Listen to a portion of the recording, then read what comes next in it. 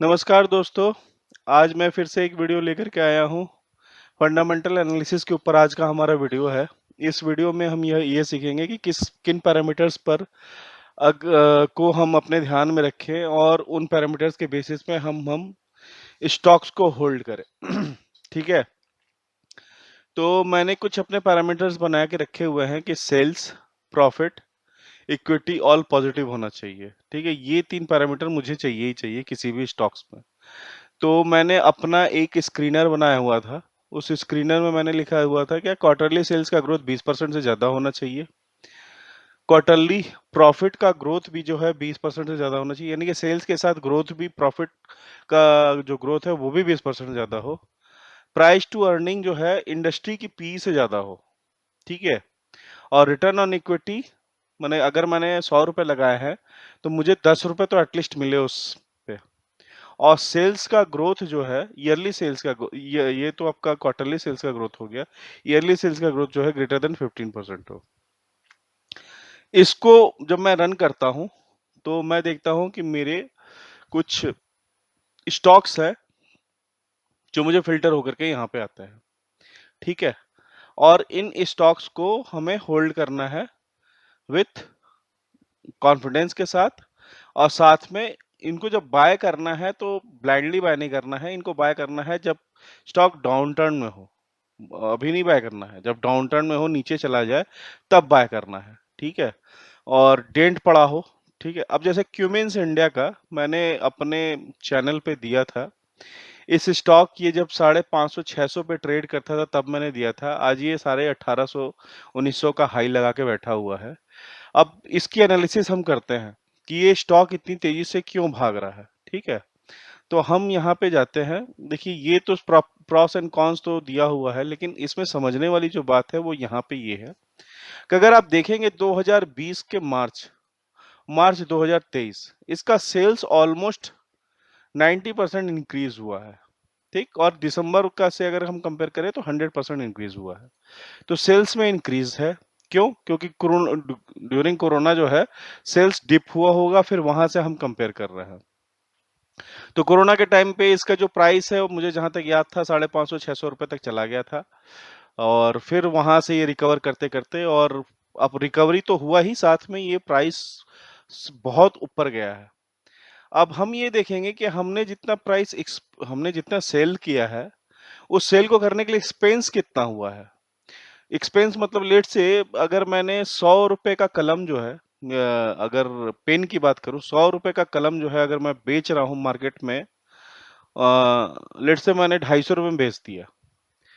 लेकिन उसको बेचने के लिए मैंने कितना रुपया खर्च किया, बस का भाड़ा हो गया, यहाँ से वहाँ तक जाना हो गया, फिर लोगों को दिखाने के लिए, डेमो दिखाने के लिए मैंने आईटी के क्या एक्सपेंस किए। तो मान के चलिए अगर मैंने 250 में उसको बेचा है और एक्सपेंस मैंने ₹200 कर दिया है, तो मेरा प्रॉफिट कितना आया? मेरा प्रॉफिट ₹50 है। तो वही चीज़ यहाँ पे दिया हुआ है कि हमने 1926 करोड़ रुपए का सेल्स किया है, लेकिन हमने उसपे एक्सपेंस कर दिया है 1600 करोड़ रुपए।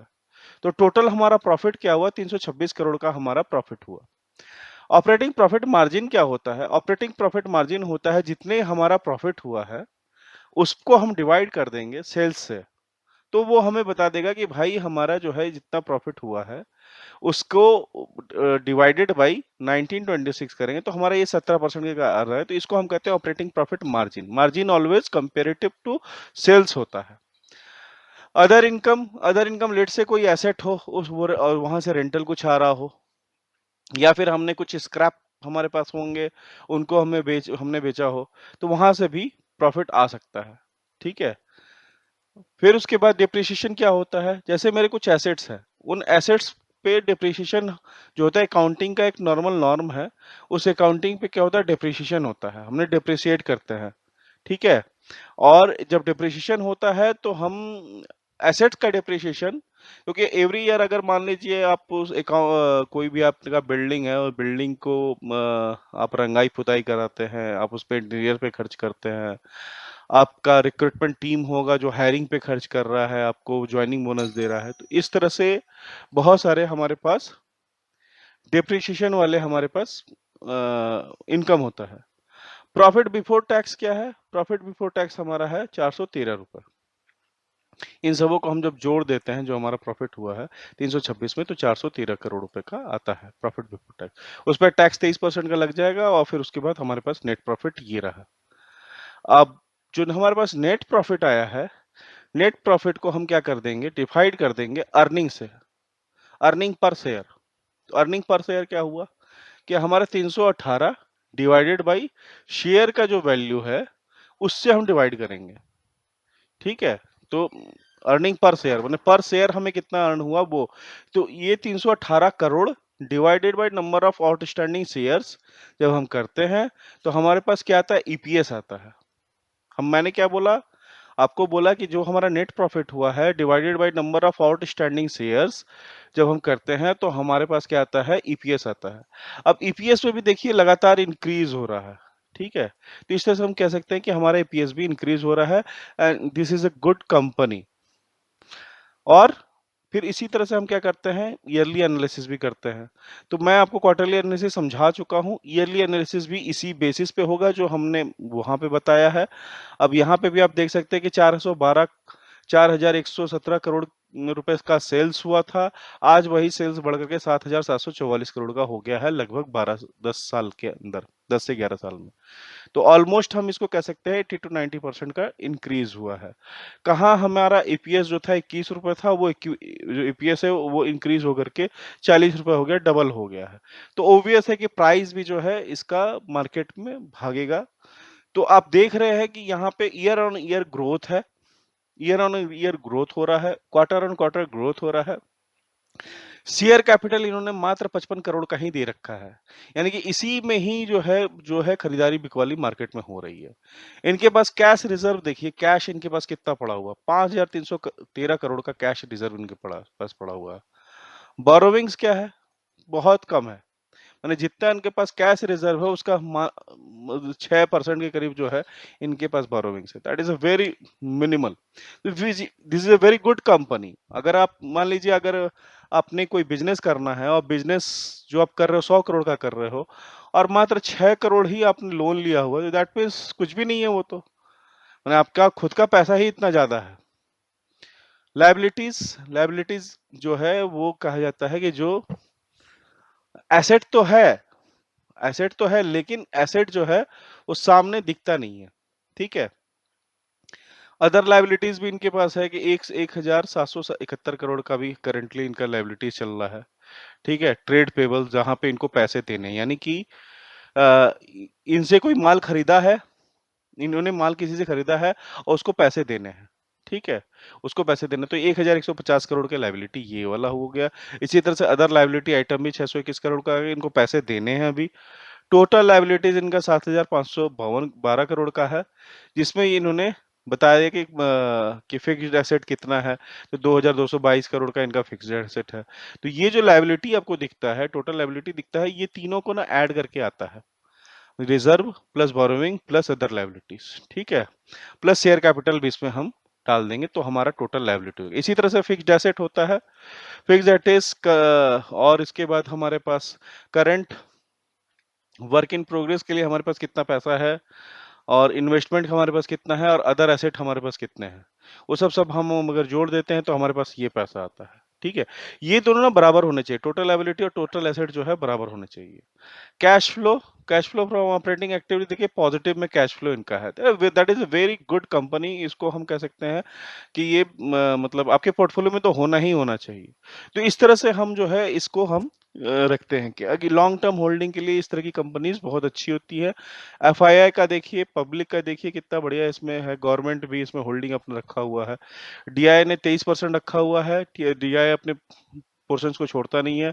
13% इनके पास है, एफआईआई के पास, प्रमोटर ने 51% के करीब रखा हुआ है, 12 पब्लिक के पास है, 11 के करीब, ठीक है। तो इस तरह से हम एनालिसिस करते हैं किसी भी स्टॉक्स का, और उस स्टॉक्स का एनालिसिस करके फिर उसके बाद हम उसको डिसाइड करते हैं इसको होल्डिंग। तो आप मेरे सिद्धार्था मल्टीबैगर करके सर्च कर सकते हैं स्क्रीनर में जा करके, और वहां पर ये जो कंपनीज हैं, इन कंपनीज पे आप अपने विचार रख करके और अपने फाइनेंशियल एडवाइजर से बातचीत करके ले सकते हैं, ठीक है।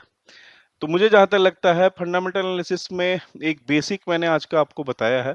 इसका नेक्स्ट सेशन भी मैं नेक्स्ट विदिन 1 वीक ले लूँगा और उसको थोड़ा और डिटेल में समझाऊँगा। मैंने कुछ अपने पैरामीटर्स भी बनाए हुए हैं, जैसे डीटीआई है, डेब्ट टू इनकम है। डेब्ट टू इनकम 0 के नियर होना चाहिए। जब हमारा डेब्ट के टू इनकम 0 के नियर होगा तो वो कंपनी बहुत अच्छी कंपनी होती है। अब ये देखिए जेएफ कमर्शियल जो है 11,994 रुपए का करंट मार्केट प्राइस है, ठीक है? और इसका देखिए डीटीआई क्या है, डेब्ट टू इनकम जो है 0 है, ठीक है? डेब्ट है ही नहीं इनके पास। तो इस तरह की कंपनियां अच्छा ग्रोथ करती है, मार्केट कैपिटल भी इसका अच्छा है, ठीक है? तो ऐसे ही कंपनियों को जो है हम होल्ड करते हैं, प्लेज भी नहीं किया हुआ इन्होंने अपने शेयर को। आरओई जो है 13% का है, ठीक है? पी भी अच्छा है इनका, ऑपरेटिंग प्रॉफिट मार्जिन भी 14% के ऑलमोस्ट है। क्वार्टरली सेल्स परसेंटेज भी इनका बहुत अच्छा है, ठीक है? तो इस तरह से हम देखते हैं कि कौन सी कंपनी है जिनको हम होल्ड कर सकते हैं लॉन्ग टर्म के लिए, और इस लॉन्ग टर्म के बेसिस पे फिर हम उसको होल्ड करके रखते हैं 4 साल 5 साल के लिए, और फिर उन 5 साल में हमें रिजल्ट मिलता है। लेकिन मैं एक चीज और बताऊंगा कि कभी भी कंपनी को जब आप होल्ड कर रहे हैं तो हमेशा इस बात का ध्यान रखिए कि कंपनी को जब हम होल्ड करें तो लॉन्ग टर्म में होल्ड करें, और साथ साथ में अ, उसका जब मार्केट में डाउनफॉल आए तब उसको हम खरीदें। बढ़े हुए मार्केट में नहीं खरीदना है, जब मार्केट में गिरावट आए तब उसको खरीदना है। बाय ऑन डिप्स, ठीक है? जब बाय ऑन डिप्स, और जब मार्केट में चारों तरफ रेड हो तब आप खरीदिए, और जब ग्रीन हो, अच्छा खासा ग्रीन हो जाए 3-4 साल 5 साल बाद 250% 300% 400% का प्रॉफिट हो जाए, फिर आप निकल जाइए, फिर कहीं और लगाइए पैसा। यही है पैसा कमाने का तरीका। तो आपको कुछ और सीखना हो तो आप मुझे कांटेक्ट कर सकते हैं, बुल्स एंड बियर्स फाइट तब यूट्यूब चैनल पे। आप कमेंट सेक्शन में कमेंट दे सकते हैं, आपकी कोई क्यूरी हो किसी स्टॉक्स के ऊपर तो आप उसको दे सकते हैं, मैं उस पर अपना राय जरूर दूंगा, ठीक है? तो इसी के साथ आज का वीडियो मैं यहीं पे समाप्त करता हूँ। Thank you.